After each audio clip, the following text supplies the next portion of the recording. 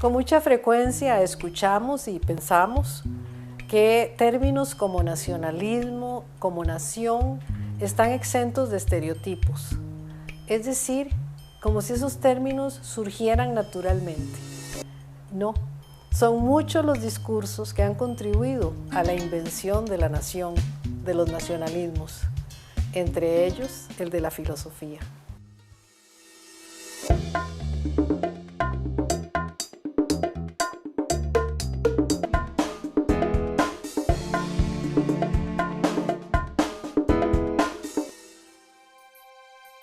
Uno puede rastrear la historia de Costa Rica y encontrar víctimas que, sin embargo, no están presentes en los relatos que los filósofos hicieron de nuestra historia.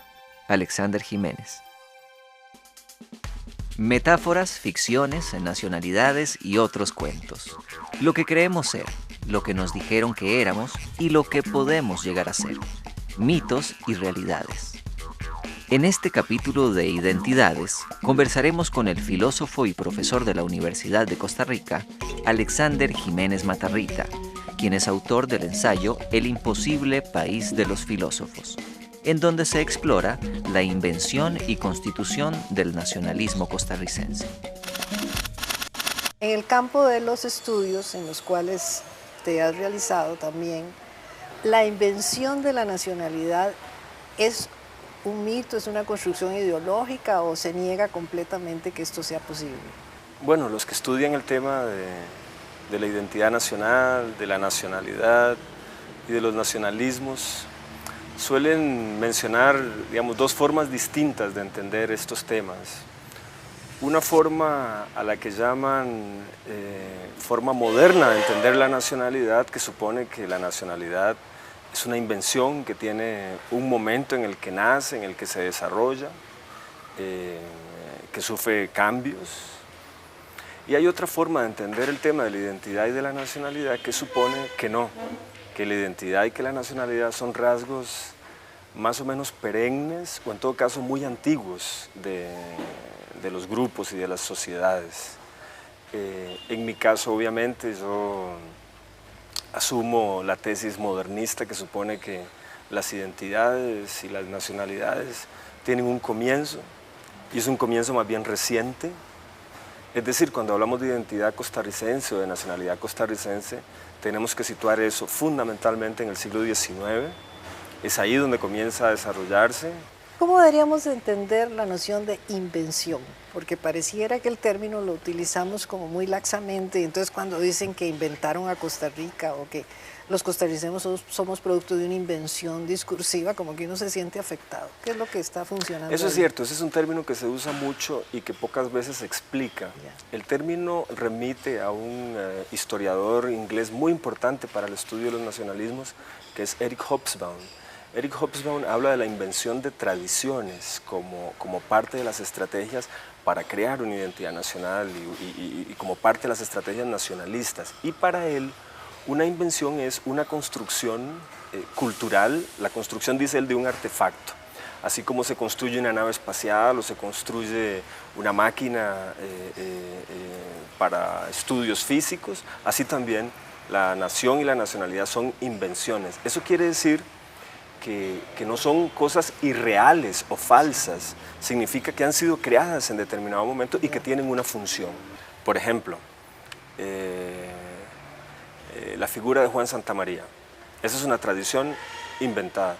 ¿Esto significa que Juan Santamaría no existió? No, no significa eso. Eso significa que no hubo guerra y expulsión de los filibusteros, tampoco significa eso.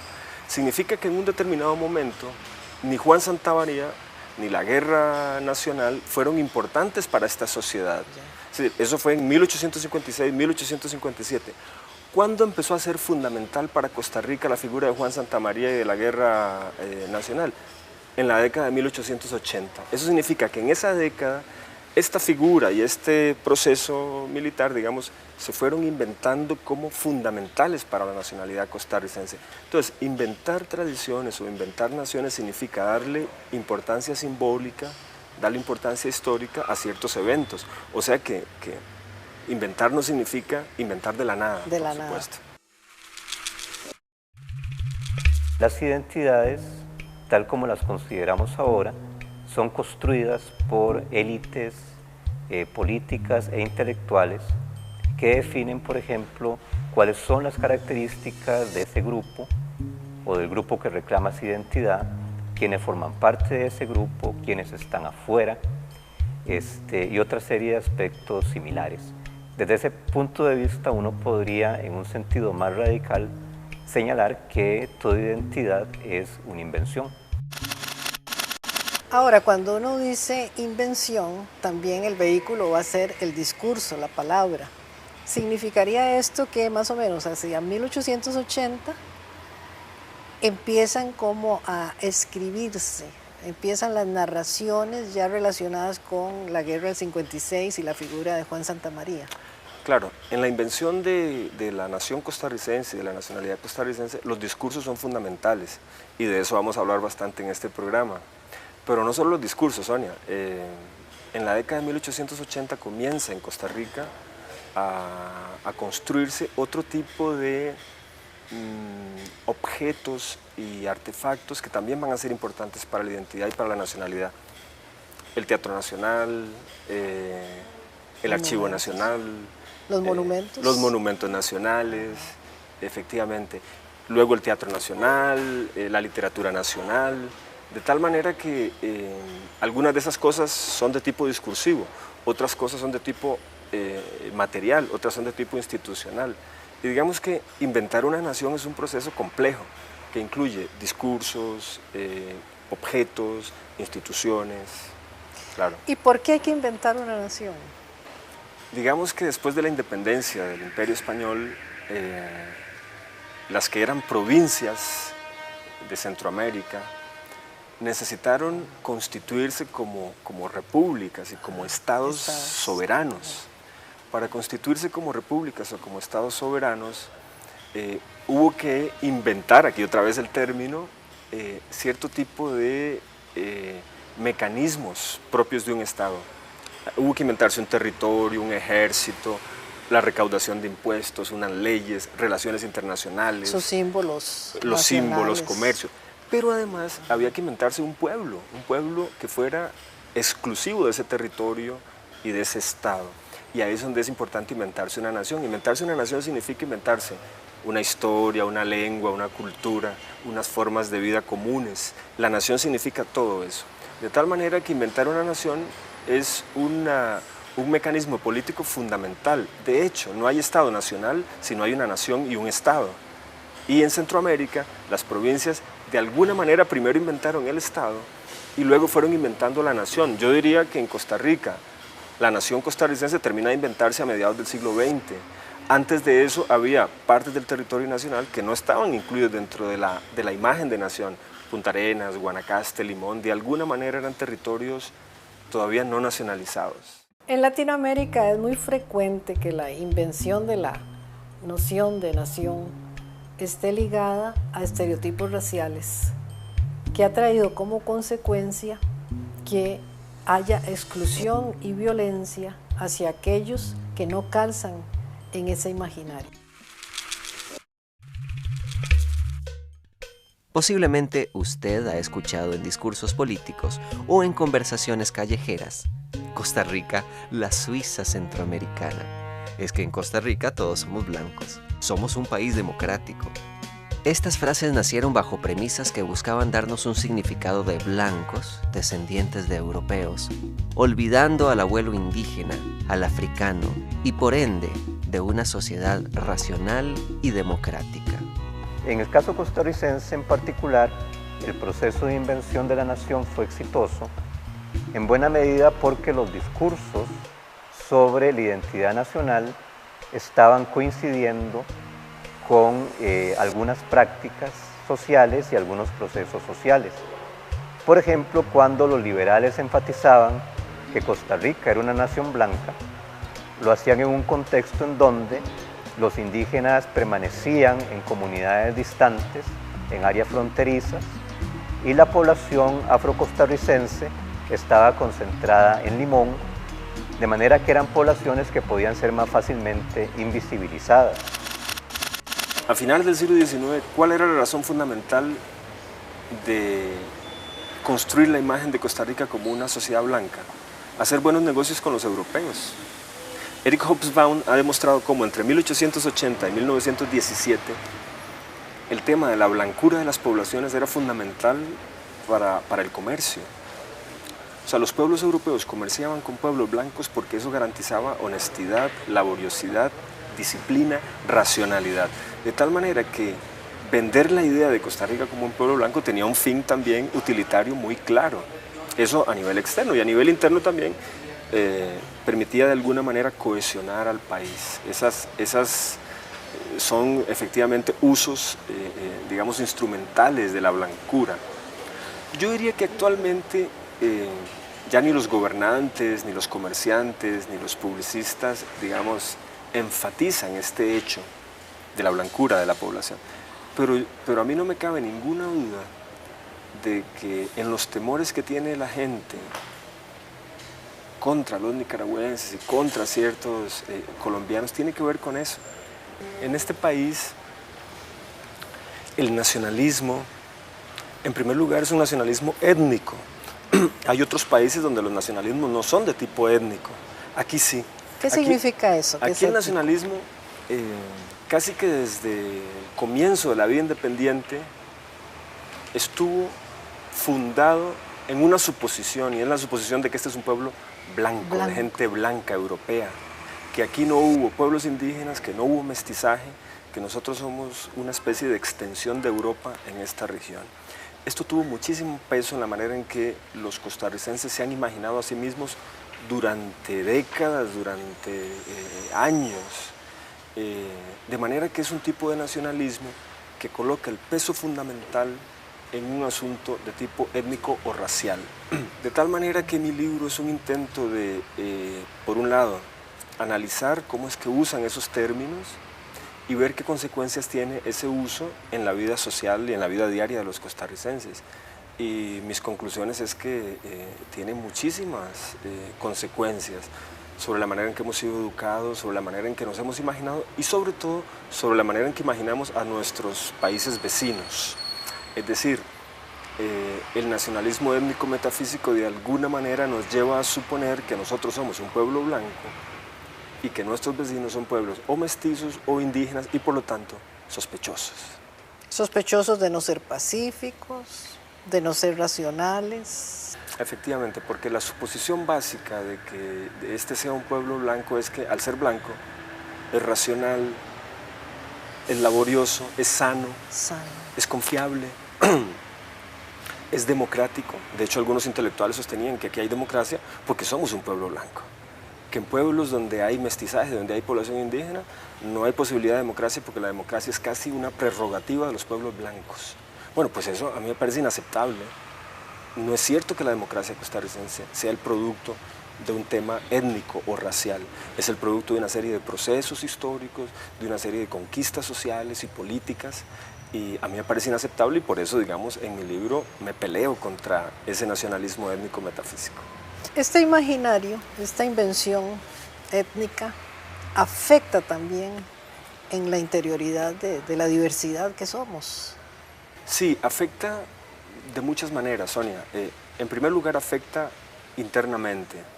Costa Rica es una sociedad claramente multicultural, plurilingüe, multiétnica, y esta imagen de que somos un pueblo blanco de alguna manera ignora, olvida o desprecia ese hecho, y eso es inaceptable. Somos un país claramente diverso, tenemos diversidad cultural, tenemos pueblos indígenas, tenemos lenguas indígenas, aquí hay gente que habla inglés desde siempre, de tal manera que imaginarnos como un pueblo cuya única característica es la homogeneidad racial es un dato histórico inaceptable, que no cuenta con ninguna evidencia. Este es un pueblo mestizo. No hace falta más que verte a vos y verme a mí. Somos claramente mestizos, tenemos sangre indígena, tenemos sangre negra y somos una mezcla y eso es maravilloso. A mí la pureza racial me parece un asunto absolutamente peligroso. Y eso fue muy importante en este país y yo creo que hay resabios todavía. Y eso es lo segundo. No solamente es un problema interno, sino es un problema también externo, porque somos un país que recibe a muchos inmigrantes internacionales.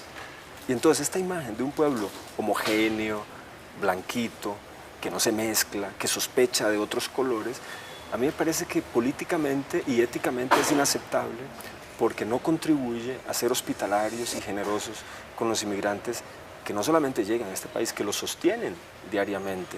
O sea, Costa Rica no tiene presente y no tiene futuro sin inmigrantes.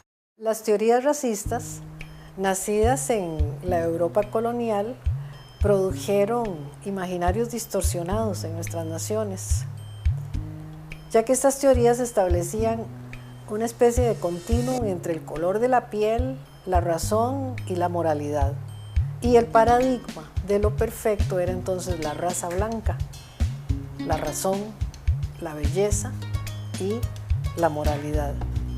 A nuestros pueblos no les quedó más que inventarse como blancos para poder establecer el diálogo con Europa. En un informe que desarrolló el PNUD de Costa Rica en el 2005 sobre el tema de la inseguridad, uno de los factores que la gente de este país mencionaba como razón de inseguridad era la presencia de ciertos grupos de inmigrantes, sobre todo nicaragüenses y colombianos. Pero es interesante que solo mencionaban a esos grupos cuando les preguntaban por la nacionalidad de los grupos peligrosos, pero cuando le preguntaban a la gente por cuáles eran las razones de la inseguridad, siempre mencionaban a raterillos, drogadictos, delincuentes, no mencionaban la nacionalidad. Esto significa algo, Sonia, significa que cuando la gente piensa en la nacionalidad es de una manera inducida. Muy probablemente los medios de comunicación tengan bastante que ver con el hecho de que la gente piense que la inseguridad está relacionada con la nacionalidad de las personas. Eso tiene mucho que ver, pero yo creo que no es la única explicación. En Costa Rica, desde comienzos del siglo XIX, se asume que los nicaragüenses son gente violenta y que es gente, digamos, a la que asociamos con la criminalidad. Eso es un asunto que está mucho antes de estos medios de comunicación actuales. De tal manera que lo que podría decir es que todo esto merece seguir siendo investigado. Hay gente que lo está haciendo desde hace algunos años. Entonces, invención tiene que ver también con exclusión y con inclusiones. Yo no estoy tan seguro de que toda invención excluya a grupos. Hay invenciones que pueden ser muy beneficiosas. Por ejemplo, esta idea de que somos un pueblo pacífico. Eso es una invención nacionalista. Esto no quiere decir que sea falso, que sea mentira. Eso significa que en un momento dado decidimos imaginarnos como un pueblo pacífico. Y yo creo que eso es beneficioso. Por ejemplo, en la guerra del Golfo, cuando el expresidente Pacheco decidió meter a Costa Rica en la lista de los aliados de esa guerra, la gran mayoría de la población de este país se opuso. Y se opuso con el argumento de que éramos un pueblo pacífico. Y eso me parece formidable. Ahí hay un uso, digámoslo así, de una invención que es beneficiosa. Pero efectivamente hay invenciones que son claramente excluyentes. La invención de Costa Rica como un pueblo blanco tiene efectos perniciosos. Aquel énfasis que hacían los liberales de que era una sociedad blanca, hoy tenemos en claro que no es así, y es muchísimo más evidente hoy, ¿verdad?, que esta es una sociedad multicultural y también multirracial. En esta medida, a mí me parece que uno de los desafíos que enfrenta la sociedad costarricense actualmente es cómo redefinir su identidad nacional en términos de mayor tolerancia, de mayor inclusión, de mayor participación de los distintos grupos que forman esto que llamamos Costa Rica. Hay una propuesta sobre una posibilidad de desimaginarnos. Sí, yo creo que a los niños, a los jóvenes y también a los adultos tendríamos que enseñarles a imaginar de otra manera este país. Y eso es lo que significa el verbo desimaginar este país. Tendríamos que empezar a imaginarnos como una democracia que solo tiene futuro si le da campo, si caben dentro de ella gente diversa,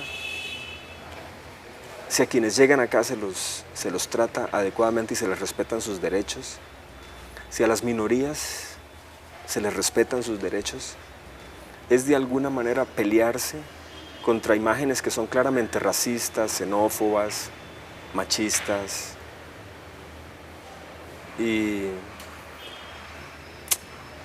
yo no quiero ser catastrofista. Yo creo que la sociedad costarricense tiene una historia y un conjunto de instituciones fabulosas en un sentido, que tienen que ser protegidas y que tienen que ser, digámoslo así, cuidadas.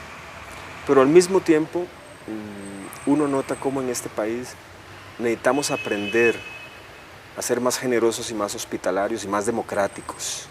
Porque a menudo nos contentamos con poco, ¿verdad? La gente a menudo asume que puesto que puede ir a votar cada 4 años, ya tiene garantizada su vida democrática, y eso no es así. La democracia también es un ejercicio diario, ¿verdad?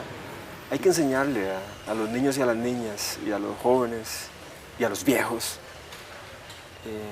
que la humillación es un lujo que no se puede permitir uno porque produce mucho daño. Y por eso es que yo me peleé, digamos, contra esa manera de imaginar Costa Rica, porque era una manera, en el fondo, de humillar a nosotros mismos, de humillar a los demás, de humillar la historia de este país. Este es un país que durante muchísimo tiempo fue un país de asilo, un país de exilio. Aquí ha venido mucha gente desde siempre. Aquí hubo en muchos momentos un deseo ferviente, digamos, de construir una sociedad democrática. Eso no puede perderse.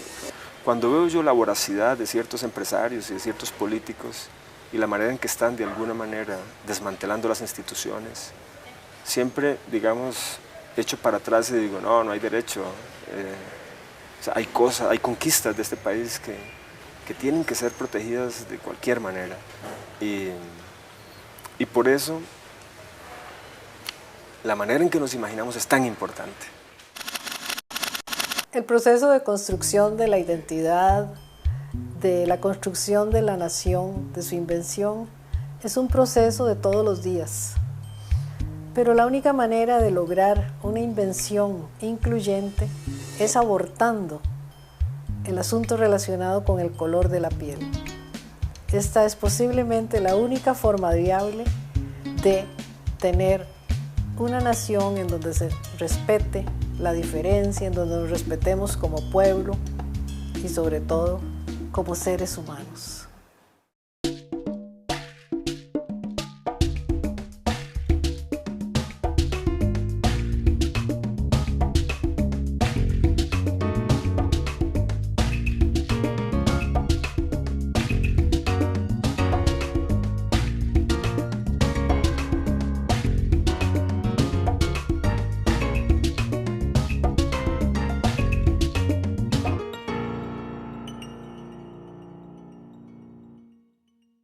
Filósofos hicieron de nuestra historia. Alexander Jiménez. Metáforas, ficciones, nacionalidades y otros cuentos. Lo que creemos ser, lo que nos dijeron que éramos y lo que podemos llegar a ser. Mitos y realidades. En este capítulo de Identidades, conversaremos con el filósofo y profesor de la Universidad de Costa Rica, Alexander Jiménez Matarrita, quien es autor del ensayo El imposible país de los filósofos, en donde se explora la invención y constitución del nacionalismo costarricense. En el campo de los estudios en los cuales te has realizado también, la invención de la nacionalidad es un mito, es una construcción ideológica o se niega completamente. Con mucha frecuencia escuchamos y pensamos que términos como nacionalismo, como nación, están exentos de estereotipos. Es decir, como si esos términos surgieran naturalmente. No, son muchos los discursos que han contribuido a la invención de la nación, de los nacionalismos, entre ellos el de la filosofía.